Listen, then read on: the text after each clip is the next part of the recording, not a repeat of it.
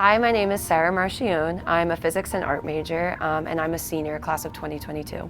I would describe my work, the phrase we've been using most often is like murky waters. My pieces have a lot of movement. They have like very neutral colors. I tend to like stay more neutral, but a lot of my pieces have this same like pattern of flow, like the line of it. Conceptually, my pieces, I would describe them as also very murky. There's always 10 million different things going on in my head whenever I'm working on a piece. Anything and everything that I'm experiencing is imbued into the work. Like the superposition of a lot of different emotions and experiences in my life.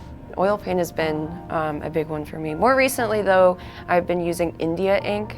I've been trying to do like India ink illustrations, I would call them. So like you can kind of see some of them back here. Music is a huge thing that inspires me. I love music. I'm always listening to just sounds when I'm working. I dream about a lot of paintings. So I'll like get inspiration from a dream, or I'll just come in and like have a vision for a composition. Usually it fits to the canvas, so I'll buy a canvas like this. Like I'll just buy a random canvas size because it's hard for me to plan out a painting any other way. So I'll buy like a random canvas size and then just kind of like see something like a cool composition. Like, oh, it'd be really cool if I had this woman standing in like a shower from like a top-down view, and then I just try to do my best to like take what's in my brain and like put that on the canvas. I'm waiting for like a very strong style to emerge because I really play around with a lot of different styles. So I'm hoping to sort of develop a consistent like mark to my piece. Yeah.